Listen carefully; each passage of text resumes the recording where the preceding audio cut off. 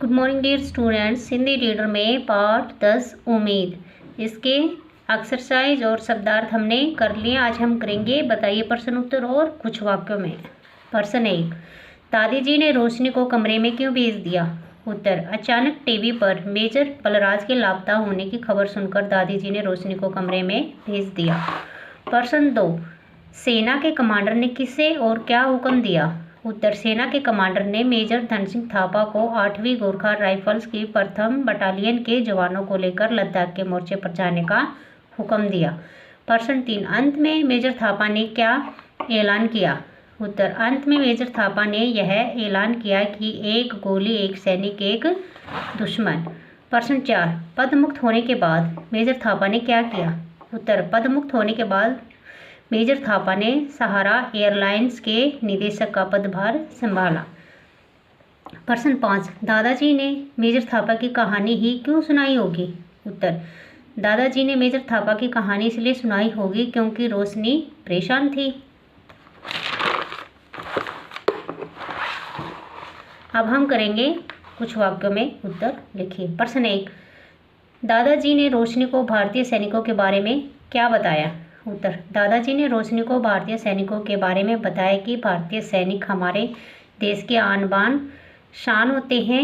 ये न किसी से डरते हैं और न ही किसी के सामने झुकते हैं। जब ये सरहद पर होते हैं तभी हम अपने अपने घरों में चैन की नींद सोते हैं।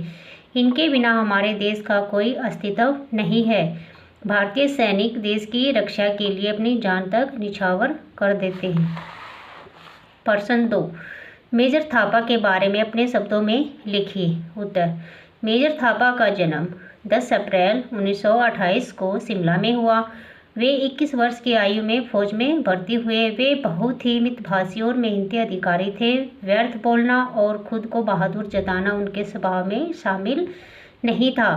मेजर धन सिंह थापा को परमवीर चक्र से सम्मानित किया। उन्होंने 1962 के भारत चीन से युद्ध के दौरान कश्मीर के लद्दाख भूभाग में चीनी आक्रमणकारी सेना का सामना बहादुरी से किया। इस घटना के बाद भी मेजर धन सिंह थापा ने भारतीय सेना को अपनी सेवाएं दी और लेफ्टिनेंट कर्नल के पद से रिटायर हुए। प्रश्न 3, सेना के कमांडर ने मेजर थापा को क्या हुक्म दिया? उत्तर, सेना के कमांडर ने मेजर थापा को 8वीं गोरखा राइफल्स की प्रथम बटालियन के जवानों को लेकर लद्दाख के मोर्चे पर जाने का हुक्म दिया। प्रश्न 4, मेजर थापा को युद्ध के दौरान और युद्ध के बाद किन किन कठिनाइयों का सामना करना पड़ा? उत्तर, युद्ध के दौरान उनकी गोलियां खत्म हो गई। 3 साथियों के साथ उन्होंने मोर्चा संभाला।